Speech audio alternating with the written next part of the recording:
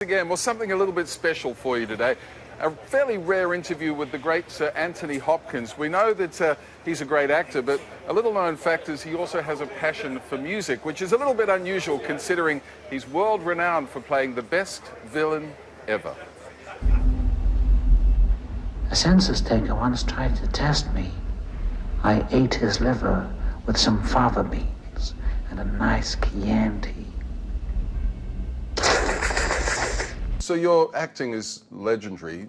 Your music, not so much. How long has music been a big part of your life? Oh, ever since I was a boy, I used to I started composing, well, fiddling around the piano, making up dissonant chords and all that sort of thing when I was about, I don't know, 8, 9 years of age.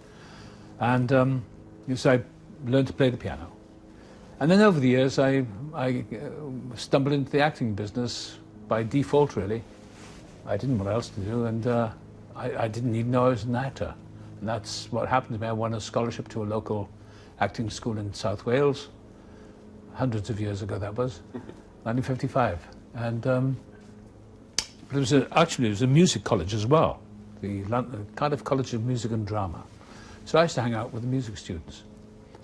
And I was fascinated by the sounds I could make on the piano, and I used to doodle around. You can still remember the moment that you Yeah, I remember the precise moment. I remember all the smells of the area and the green room, and the smell of stale coffee and all that. Yeah, I've got all that sort of memory. So this piece of music you wrote back in 1964. 64. November the 7th. November the 7th. What sort of day was it? A gloomy day in Liverpool, raining, and damp and cold. And where are you? Well, I'm in the green room in the Liverpool Playhouse. Doodling around on the piano. Da-da-da-dee-da-da-dum. And somebody came in and said, "What's that?" I said, "I know, just that. It's beautiful, what is it?" I said, "I know, it's just something I'm making up, fiddling around with." They said, "You should write it down." And almost 50 years after his waltz was conceived, Sir Anthony sent it, out of the blue, to the modern-day king of the waltz, Dutch maestro André Rieu. At what point did you decide that he was the guy to bring it to life? Well, I watched him on television, you know, with these classic programs, and I thought, I've seen him before over the years. I thought this guy really is spectacular because he's interesting about his own life, because he says the critics really attack him because he's so popular. Well, of course they do, because they're so angry at him. But he's such a great musician, and I think his love of music transmits itself to thousands of people. And the good news is, André loved it and invited Sir Anthony and his wife Stella to Belvedere Castle in Vienna to hear it performed for the very first time.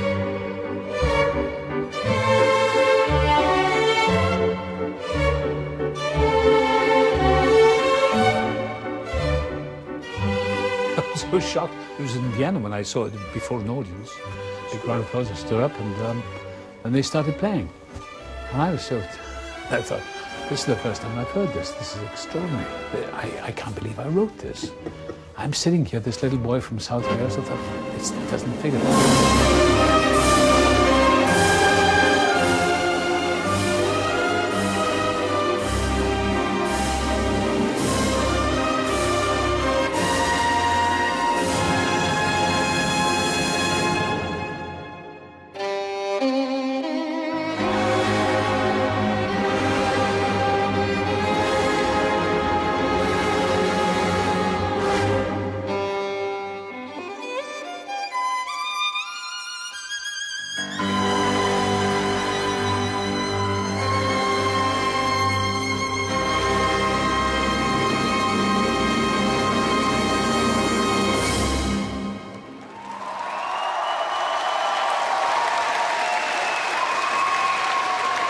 How special is that?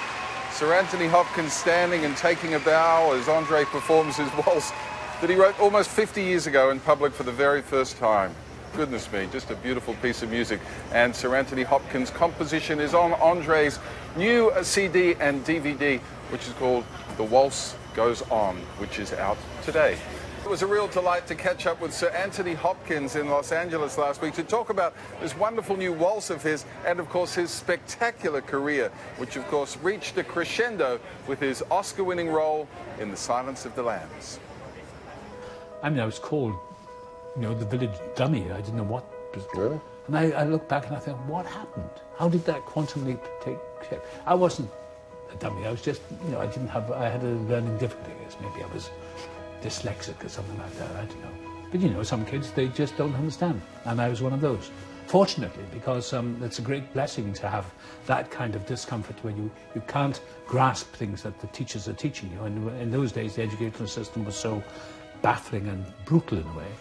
But, you know, it builds enough residue of anger or resentment that you think, one day I'm going to show you all. And so it gives you an extra drive. Samuel chose to be a soldier, and soldiers die!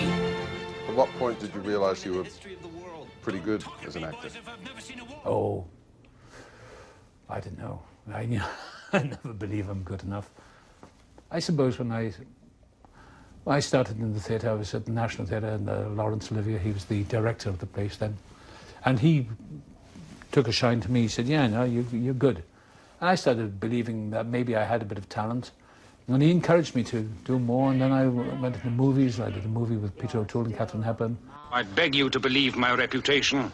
I am a constant soldier, a sometime poet, and I will be king.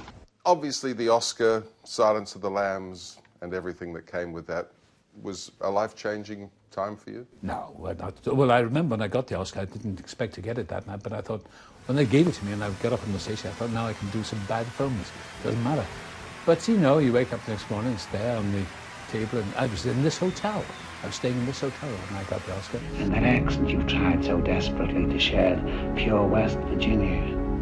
What does your father do? Is he a coal miner? Does he stink of the land? It was fun, and I thought, well, yeah, maybe I can do it after all.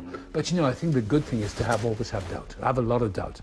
Because I think that's the thing that adds this pepper and salt and the condiments to the work you do, because it's a degree of self-doubt and a degree of being lost is a very good combination. Well, you are famous. I mean, how do you deal with it? How do I deal with it? Oh, well, I don't have bodyguards. I don't have security. I don't have anyone around me. I just go about my day, you know. I go to bookstores and I go into little coffee shops and have breakfast, and people sometimes come out and say, can I have a photograph with you? Yeah, okay. Once you start taking things as so deeply important in your life, then you're doomed to a miserable life. You know, there are movie stars around who are afraid to work because of their image. And they're neurotic and they have bodyguards around them. That's no way to live. I like the Clint Eastwood school of acting. Just show up and do it. And, you know, or James Cagney, you know, give him the money and let's go. Keep it real. Yeah. It's just a job at the end of the day, isn't it? It is, yeah. Jacob Hayes. I'm Officer Oakes. Well, CIA for scalping tickets. We need your help, Mr. Hayes, just before he was killed. Rudely good health, if I can say that. Not bad for 45, am I? You don't drink? No, I haven't had a drink for many, many years now. I'd be in Mexico if I had a drink now. You're still a vegetarian? Yeah. I thought, oh no, that's for La La Land people, you know, people who live in Los Angeles. You know, goody-goodies. But I feel terrific. I'm 73 now, I'm going to be 74 at the end of this year, and I thought, well, my wife wants me around a little longer, so I thought, well, maybe I'll stick around a little longer. In this profession, I've been around many people who are now dead, and I used to compare myself enviously to them. They're all so successful in the pubs, and they're all dead, and I'm alive. Good nutrition's giving you some length of bone, but you're not more than one generation from poor white trash, are you, Agent Starling? Gee, what a lovely man. Hasn't he aged remarkably well? Just looks absolutely fabulous, and he's a great honour. Perfect example of you get the face you deserve as you get older. What are you trying to say? Well, that's a beautiful face. That's a life well lived. You can see the smile lines. Doesn't drink, doesn't smoke, eats well, looks after himself, exercises. He's pretty in great boring. shape. Yeah, no, but he acts pretty well too. It was a and lovely interview. thank you very much. Yeah, Really nice, relaxed man. Well done, Dickie. Thank you. Lovely to see.